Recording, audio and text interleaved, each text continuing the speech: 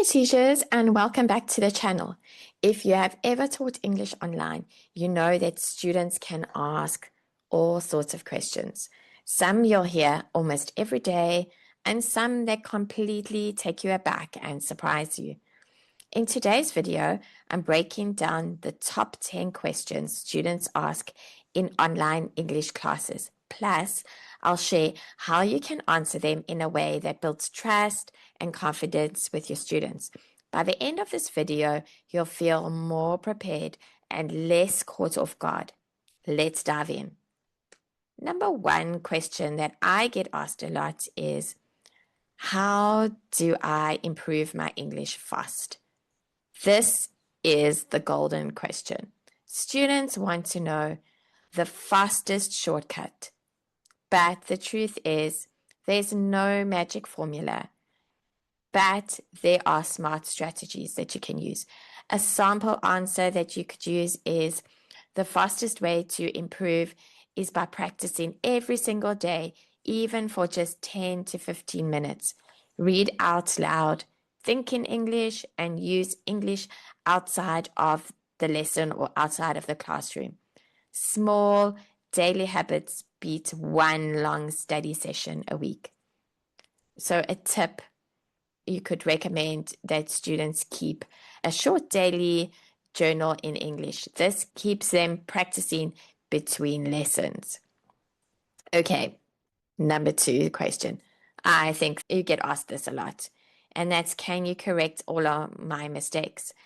Students often feel nervous about mistakes. Some want every little error corrected, while others lose confidence if you stop them too much. So you have to balance it out when you are busy correcting them. A good answer that you could give them is, I'll correct the big mistakes right away.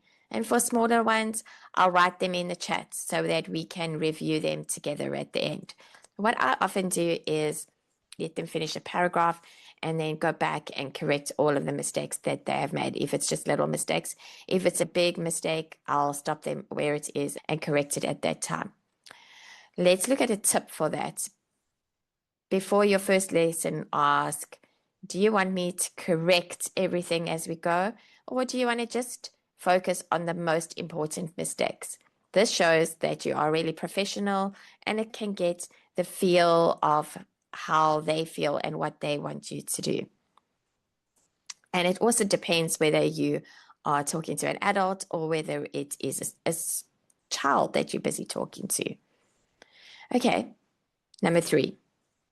I would say a student that is more confident might ask this kind of question, and that's, what is the difference between?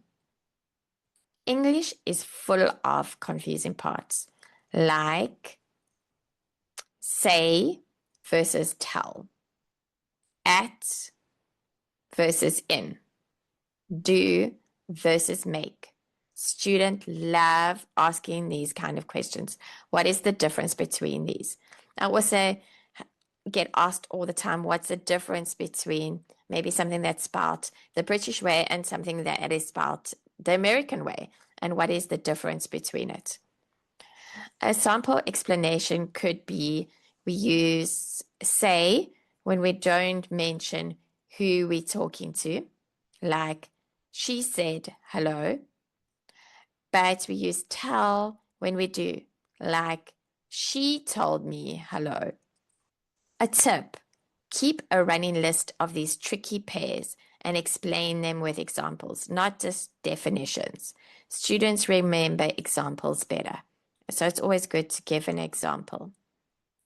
Okay, let's look at question number 4, and that's, how do I sound more like a native speaker? You hear this a lot. Pronunciation is one of the top goals for a lot of students and a lot of learners. They want to sound fluent, and sometimes they even want to sound accent-free. A supportive answer that you could give would be, everyone has an accent.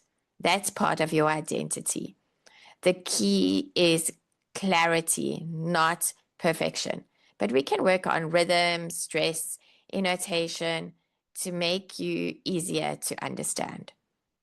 And a tip for that is recommend shadowing, where students listen to a short audio clip and repeat it exactly. It's really powerful for fluency. Okay, let's look at question number 5. What is the fastest way to learn new vocabulary? Students want quick fixes, but vocabulary sticks when it's personal. A useful answer that you could give is write new words in your own sentences. For example, instead of just memorizing the word delicious, say, this cake is delicious. The more personal you make it, the faster you are going to remember it. A tip in this area is encourage apps like Quizlet or Anki, but also suggest themed word lists. For example, travel vocabulary before a trip. So things that go together helps a lot. Okay, question number 6. Is my English good? This question shows students are looking for reassurance. They want to know if they are improving. A positive response to this could be, your English is strong in XYZ area, and the next step is to work on Y area. Always pair encouragement with one clear suggestion that you can give to them. Avoid simply saying yes or no. Instead, give constructive feedback like, your grammar is excellent. Now let's start to focus on your pronunciation. Question number 7. How long will it take me to be fluent? A tricky one for sure. Students often want a timeline. They want to know how long it's going to take. But fluency depends on their starting point, where they're starting from, their goals, and the effort they're going to put in. Not just coming to class for 50 minutes and then the next week they have 50 minutes again. It's the effort they're going to put in after hours as well. So a realistic answer would be, it depends on how much you practice outside of the class. With regular lessons and daily exposure, you'll see a big progress in about 6 to 12 months. Full fluency may take longer, but every lesson brings you closer to fluency. And a tip that you could talk about would be talk about milestones instead of months, like conversational fluency, then professional fluency, then academic fluency. Just give them some goals and milestones to work towards that they can achieve, and then set the next goal for them. Okay, so question number 8 is, can we just talk today? Some students don't want grammar drills. They just want conversation, and that's okay. But structure is still important. A good response to this is, of course, let's choose a topic and practice speaking.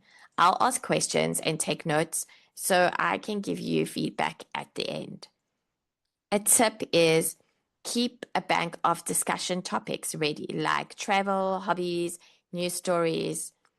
That way you can guide and talk without going off track. It will be easier for you as well, and you don't have to think off the hat. Okay, number 9. Can you help me with my exam, my interview, my homework? This comes up a lot. Students often book teachers last minute for a really urgent need. A supportive answer is, yes, I can help you prepare, but I won't give you the answers. Let's focus on strategies and practice so that you can feel confident. A tip is, if you enjoy doing exam prep, ALTAs or TOEFL, you can turn this into a high-paying niche. Students will pay more for test success. Like for me, I have a lot of students that I prepare for KET and PET, and I focus a lot on that. And the students are willing to pay more for that exam preparation. Okay, question 10 is, why is English so hard? Every teacher hears this at some point. Students get frustrated with irregular verbs, silent letters, or confusing rules. A motivating response is, yes, English has lots of exceptions, but every language has challenges. The good news is that you are already improving, and mistakes are all part of the process. This lightens the mood, right? So tip is to lighten the mood, share some funny examples of English quirks like why read can be pronounced two different ways, read and read. Okay, so there you have it. The top 10 questions students ask in online English classes and how you can answer them in a way that is supportive and professional. I'd love to know what is the funniest or the most surprising question you've ever been asked by a student. Drop it in the comments, and your stories might even help another teacher out. And if you found this video helpful, don't forget to subscribe and hit the bell for more tips on online teaching success. And I will see you in the next video.